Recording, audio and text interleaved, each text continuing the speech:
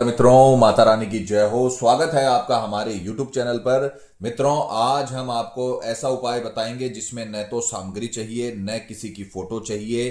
कई लोगों के पास फोटो वगैरह की डिटेल नहीं होती है। अपने पार्टनर को पाने के लिए पति पत्नी अलग अलग रहते हैं तो उनकी फोटो उनके पास से मिस हो जाती है। तो आज का जो उपाय है वो बिना फोटो के, बिना सामग्री के, बिना किसी उपाय के है। यह केवल और केवल मंत्र के ऊपर आधारित है और इतनी ताकतवर पूजा है कि यह मंत्र के माध्यम से आपके पार्टनर को आकर्षित करने में, आपकी तरफ अट्रैक्ट करने का ताकत रखती है। तो आपको जैसे हमने बता रखा है वैसे करें, पूरी तरीके से सफलता मिलेगी। जीवन में आपको इसके अलावा कभी कुछ नहीं करना पड़ेगा। गारंटी है हमारी वशीकरण होकर रहेगा। यह विधि आज तक फेल नहीं हुई है। तो जैसा हमने बता रखा है वैसे आपको करना है। सामग्री जिस प्रकार से आप स्क्रीन पर देख पा रहे हो, आपको एक मिट्टी के पात्र का दिया लेना है और तेल का दीपक जलाना है। पात्र मिट्टी का होना चाहिए, जो दीपक है वो मिट्टी का होना चाहिए और उसमें तेल डाल के आपको इसे जलाना है। घी का दीपक मत जलाना, इस बात का ध्यान रखना। इसका जो समय रहेगा वो रहेगा रात्रि 12 बजे के बाद। कभी भी रात्रि 12 बजे के बाद आप ये विधि एकांत में बैठकर करिएगा। कभी भी आप इस विधि को पूरी रात्रि में कर सकते हो, सूर्य उदय के पहले। इस बात का ध्यान रखिएगा। इस विधि में हम मंत्र बोलेंगे। आपको सिर्फ आंखें बंद करके सामने वाले का चेहरा अंतर ध्यान करना है। किसी भी वार रात्रि 12 बजे के बाद मिट्टी का पात्र लीजिए, उसमें तेल डालकर बाती लगा के और आपको ये दीपक जलाना है। और उसके पश्चात हम यहां से मंत्र शुरू करेंगे। वीडियो के अंदर आपको मोबाइल चालू रखना है और आंखें बंद करके मंत्र सुनते रहना है और अंतर ध्यान में अपने प्रेमी का, जिसका आप वशीकरण करना चाहते हो, जिसको आप पाना चाहते हो, जिसको आप अपने आकर्षण में लाना चाहते हो, उसका चेहरा अंतर ध्यान करते रहना है। 11 मिनट तक यह मंत्र चलेगा। मंत्र हम अच्छे से उच्चारण के साथ बोलेंगे ताकि मंत्र में कोई दिक्कत ना हो, क्योंकि कई लोगों को संस्कृत नहीं आती है। कई लोगों मंत्र उच्चारण में गड़बड़ कर देते हैं, जिससे फिर आपको वो रिजल्ट नहीं मिल पाता है जो मिलना चाहिए। तो हम आपके लिए मंत्र उच्चारण शुरू करेंगे। आपको विधि करते समय इस मोबाइल के अंदर वो जो मंत्र है 11 मिनट तक चालू रखना है और 11 मिनट तक आंखें नहीं खोलनी है। एकांतवास में बैठ जाइए। दीपक आपको जलाना है। अग्नि की साक्षी में यह मंत्र अभिमंत्रित होता है, तभी जाकर उसका रिजल्ट आपको मिल पाता है। तो दीपक जलाने के बाद आपको आंखें बंद करनी है, मंत्र चालू करना है और आंखें बंद करके अपने प्रेमी का चेहरा अंतर ध्यान करना है। अब हम मंत्र चलाने जा रहे हैं। 11 मिनट तक मंत्र चलेगा। उसके पश्चात हम आपको बताएंगे क्या करना। ओम ऐं ह्रीं क्लीं सर्व अंतर्ध्यानं वशं सिद्धं नमः। ओम ऐं ह्रीं क्लीं सर्व अंतर्ध्यानं वशं सिद्धं नमः। ओम ऐं ह्रीं क्लीं सर्व अंतर्ध्यानं वशं सिद्धं नमः। ओम ऐं ह्रीं क्लीं सर्व अंतर्ध्यानं वशं सिद्धं नमः। ओम ऐं ह्रीं क्लीं सर्व अंतर्ध्यानं वशं सिद्धं नमः। ओम ऐं ह्रीं क्लीं सर्व अंतर्ध्यानं वशं सिद्धं नमः। ओम ऐं ह्रीं क्लीं सर्व अंतर्ध्यानं वशं सिद्धं नमः। ओम ऐं ह्रीं क्लीं सर्व अंतर्ध्यानं वशं सिद्धं नमः। ओम ऐं ह्रीं क्लीं सर्व अंतर्ध्यानं वशं सिद्धं नमः। ओम ऐं ह्रीं क्लीं सर्व अंतर्ध्यानं वशं सिद्धं नमः।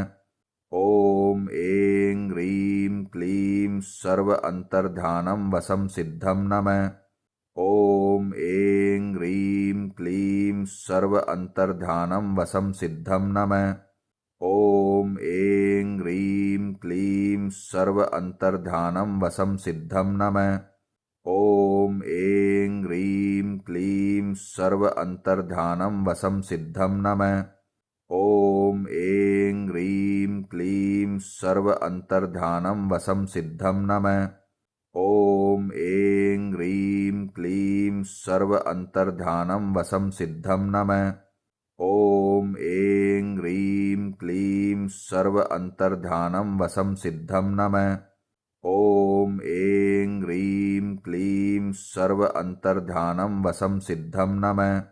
ओम ऐं ह्रीं क्लीं सर्व अंतर्ध्यानं वशं सिद्धं नमः। ओम ऐं ह्रीं क्लीं सर्व अंतर्ध्यानं वशं सिद्धं नमः। ओम ऐं ह्रीं क्लीं सर्व अंतर्ध्यानं वशं सिद्धं नमः। ॐ ऐं ह्रीं क्लीं सर्व अन्तर्धानं वशं सिद्धं नमः। ॐ ऐं ह्रीं क्लीं सर्व अन्तर्धानं वशं सिद्धं नमः। ॐ ऐं ह्रीं क्लीं सर्व अन्तर्धानं वशं सिद्धं नमः। ॐ ऐं ह्रीं क्लीं सर्व अन्तर्धानं वशं सिद्धं नमः। ॐ ऐं ह्रीं क्लीं सर्व अन्तर्धानं वशं सिद्धं नमः। ॐ ऐं ह्रीं क्लीं सर्व अन्तर्धानं वशं सिद्धं नमः। ॐ ऐं ह्रीं क्लीं सर्व अन्तर्धानं वशं सिद्धं नमः। ॐ ऐं ह्रीं क्लीं सर्व अन्तर्धानं वशं सिद्धं नमः। ॐ ऐं ह्रीं क्लीं सर्व अन्तर्धानं वशं सिद्धं नमः। ॐ ऐं ह्रीं क्लीं सर्व अन्तर्धानं वशं सिद्धं नमः। ॐ ऐं ह्रीं क्लीं सर्व अन्तर्धानं वशं सिद्धं नमः। ॐ ऐं ह्रीं क्लीं सर्व अन्तर्धानं वशं सिद्धं नमः। ॐ ऐं ह्रीं क्लीं सर्व अन्तर्धानं वशं सिद्धं नमः। ॐ ऐं ह्रीं क्लीं सर्व अन्तर्धानं वशं सिद्धं नमः।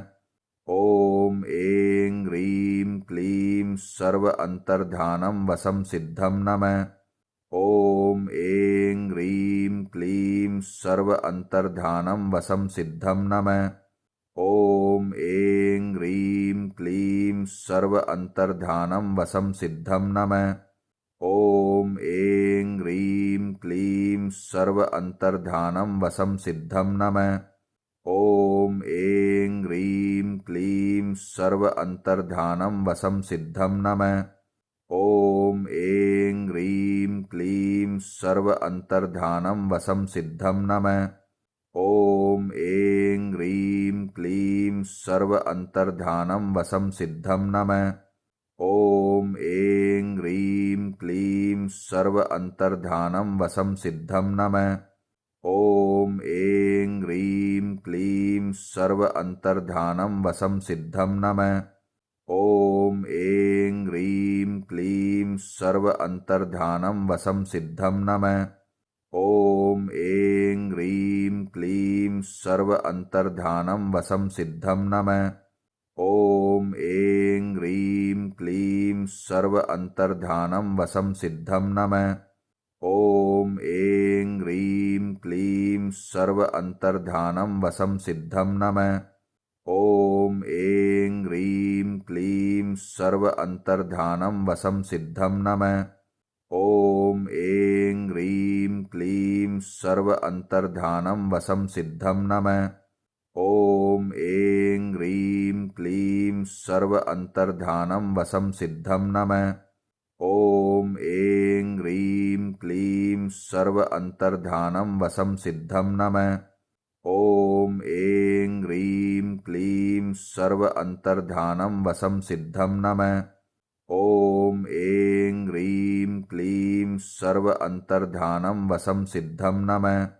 ॐ ऐं ह्रीं क्लीं सर्व अन्तर्धानं वशं सिद्धं नमः।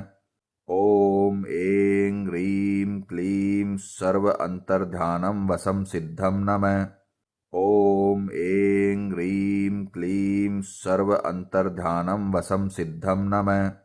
ॐ ऐं ह्रीं क्लीं सर्व अन्तर्धानं वशं सिद्धं नमः। ॐ ऐं ह्रीं क्लीं सर्व अन्तर्धानं वशं सिद्धं नमः। ॐ ऐं ह्रीं क्लीं सर्व अन्तर्धानं वशं सिद्धं नमः। ॐ ऐं ह्रीं क्लीं सर्व अन्तर्धानं वशं सिद्धं नमः। ॐ ऐं ह्रीं क्लीं सर्व अन्तर्धानं वशं सिद्धं नमः।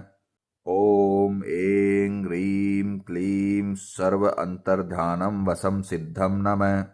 ॐ ऐं ह्रीं क्लीं सर्व अन्तर्धानं वशं सिद्धं नमः। ॐ ऐं ह्रीं क्लीं सर्व अंतर्धानं वशं सिद्धं नमः। ॐ ऐं ह्रीं क्लीं सर्व अंतर्धानं वशं सिद्धं नमः। ॐ ऐं ह्रीं क्लीं सर्व अंतर्धानं वशं सिद्धं नमः। ॐ ऐं ह्रीं क्लीं सर्व अंतर्धानं वशं सिद्धं नमः। ॐ ऐं ह्रीं क्लीं सर्व अंतर्धानं वशं सिद्धं नमः। ॐ ऐं ह्रीं क्लीं सर्व अंतर्धानं वशं सिद्धं नमः। ॐ ऐं ह्रीं क्लीं सर्व अंतर्धानं वशं सिद्धं नमः। ॐ ऐं ह्रीं क्लीं सर्व अंतर्धानं वशं सिद्धं नमः। ॐ ऐं ह्रीं क्लीं सर्व अंतर्धानं वशं सिद्धं नमः। ॐ ऐं ह्रीं क्लीं सर्व अंतर्धानं वशं सिद्धं नमः। ॐ ऐं ह्रीं क्लीं सर्व अंतर्धानं वशं सिद्धं नमः। ॐ ऐं ह्रीं क्लीं सर्व अंतर्धानं वशं सिद्धं नमः। ॐ ऐं ह्रीं क्लीं सर्व अंतर्धानं वशं सिद्धं नमः। ॐ ऐं ह्रीं क्लीं सर्व अंतर्धानं वशं सिद्धं नमः। ॐ ऐं ह्रीं क्लीं सर्व अंतर्धानं वशं सिद्धं नमः। ॐ ऐं ह्रीं क्लीं सर्व अंतर्धानं वशं सिद्धं नमः। ॐ ऐं ह्रीं क्लीं सर्व अंतर्धानं वशं सिद्धं नमः। ॐ ऐं ह्रीं क्लीं सर्व अंतर्धानं वशं सिद्धं नमः। ॐ ऐं ह्रीं क्लीं सर्व अंतर्धानं वशं सिद्धं नमः। ॐ ऐं ह्रीं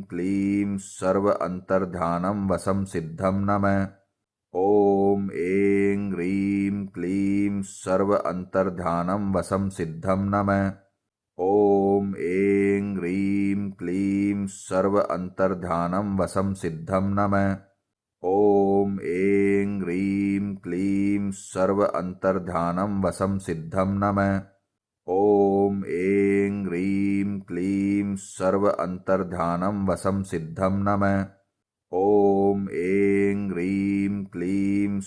अंतर्धानं वशं सिद्धं नमः। ॐ ऐं ह्रीं क्लीं सर्व अंतर्धानं वशं सिद्धं नमः। ॐ ऐं ह्रीं क्लीं सर्व अंतर्धानं वशं सिद्धं नमः। ॐ ऐं ह्रीं क्लीं सर्व अंतर्धानं वशं सिद्धं नमः। ॐ ऐं ह्रीं क्लीं सर्व अंतर्धानं वशं सिद्धं नमः। ॐ ऐं ह्रीं क्लीं सर्व अंतर्धानं वशं सिद्धं नमः। ॐ ऐं ह्रीं क्लीं सर्व अंतर्धानं वशं सिद्धं नमः। ॐ ऐं ह्रीं क्लीं सर्व अंतर्धानं वशं सिद्धं नमः। ॐ ऐं ह्रीं क्लीं सर्व अंतर्धानं वशं सिद्धं नमः। ॐ ऐं ह्रीं क्लीं सर्व अंतर्धानं वशं सिद्धं नमः। मित्रों, अब 11 मिनट का जो मंत्र है वो कंप्लीट हो चुका है। अब आपको इस दीपक को जलते हुए, इसे बुझाना नहीं है, जलते हुए आपको इसे अपने पूजा कक्ष में रख देना है। जहां पर आप पूजा करते हो ये स्वतः ही अस्त होगा। जब इसका तेल खत्म हो जाएगा तो ये स्वतः ही अस्त होगा। तो आपको इसे बुझाना नहीं है, आपको इसे पूजा कक्ष में रखकर सो जाना है। कुछ ही घंटों के भीतर आप देखोगे कि आपने जिसका अभिमंत्रित अंतर्ध्यान विधि के द्वारा किया है उसका कॉल या मैसेज आपके पास आना शुरू हो जाएगा। वो व्यक्ति धीरे धीरे आपकी तरफ आकर्षित होना शुरू हो जाएगा। अगर आपको असर कम लगता है तो यह विधि आप 2 या 3 बार भी कर सकते हो, इसमें कोई दिक्कत नहीं है। अंतर्ध्यान की विधि आप रोज भी कर सकते हो। आकर्षण की कभी कमी नहीं रहेगी और जीवन भर वो व्यक्ति आपके आकर्षण में रहेगा, हमेशा आपके बन के रहेगा। तो मित्रों, पति पत्नी में अनबन है या झगड़ा है, प्रेमी किसी के बहकावे में है या बुरी संगत में है, कई साल तक चला हुआ रिश्ता टूट रहा हो या प्रेमी शादी के लिए मना कर रहा हो या रिश्ते में किसी थर्ड पर्सन के आने की वजह से आपकी लव लाइफ बर्बाद हो गई हो, तो आप ये विधि करिए, पूरी तरीके से आपको सफलता मिलेगी। और अगर विधि में आपको कुछ जानकारी चाहिए या वशीकरण आप हमारे आश्रम के द्वारा करवाना चाहते हो तो हमें बेझिझक संपर्क करें। हमारे संपर्क सूत्र आपकी स्क्रीन पर चल रहे हैं। जय माता दी।